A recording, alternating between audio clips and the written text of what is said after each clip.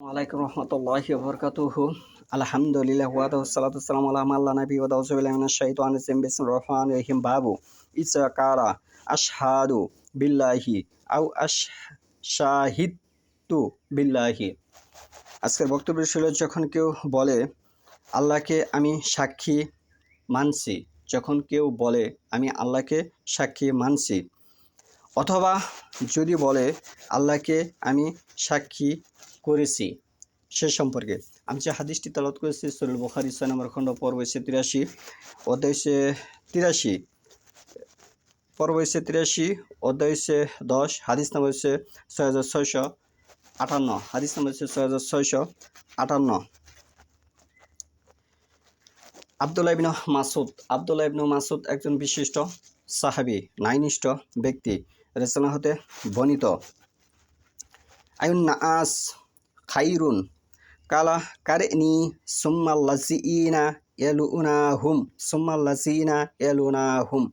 সুম্মা ইয়াজিউ কাউমুন তাসবিইকু শাহাদাতু আহাদিহিম ইয়ামিনাহু ওয়া ইয়ামিনুহু শাহাদাতু কালা ইব্রাহিম ওয়া কানা আসহাবুনা ইয়ানহাউনা ওয়া নাহনু গিলমানুন আন নাহলিফা বিশাহাদাতি ওয়াল আহাদ।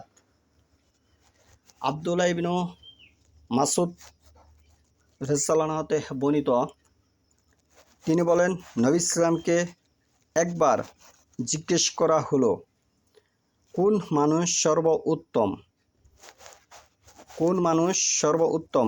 আয়ুন নাস, তাকে জিজ্ঞেস করলো কোন মানুষ সর্বোত্তম। খাইরুন শব্দের অর্থ হচ্ছে উত্তম, ভালো।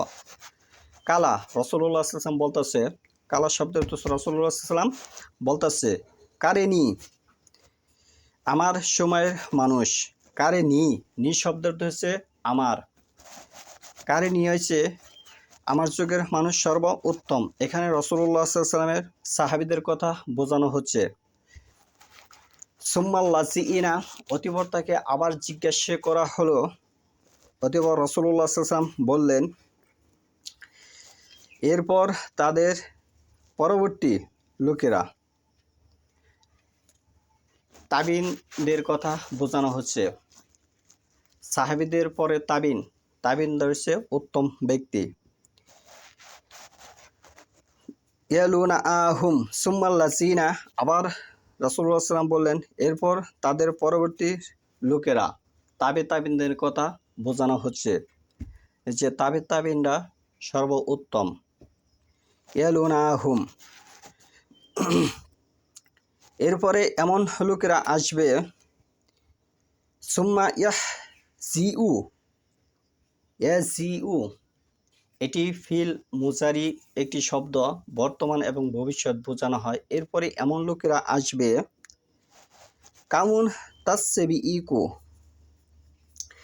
যাদের সাক্ষ্য কসমের উপর অগ্রগামী হবে, আর কসম সাক্ষ্যের উপর অগ্রগামী হবে। রাবি ইব্রাহিম বলেন যে, আমরা যখন বালক ছিলাম তখন আমাদের সঙ্গীরা সাক্ষ্য এবং অঙ্গীকারের সঙ্গে কসম করতে নিষেধ করেছেন। এখানে ৪ নম্বরে যে স্তরটির কথা বোঝানো হয়েছে, যে তারপরে এমন লোকের আবির্ভাব হবে যারা রাসূলুল্লাহ সাল্লাল্লাহু আলাইহি ওয়াসাল্লামের কথার বাহিরে একটি বিষয় বোঝানো হয়েছে। ৩টি স্তরের কথা বোঝানো হয়েছে, সাহাবী, তাবিন, তাবিন। ৪টি যুগ উত্তম। খাইরুন শব্দ হচ্ছে উত্তম, ভালো। তারপরে যে লোক, ঘোলাটে লোক আসবে, খারাপ লোক হবে, এটি এই হাদিস থেকে বোঝানো হয়েছে।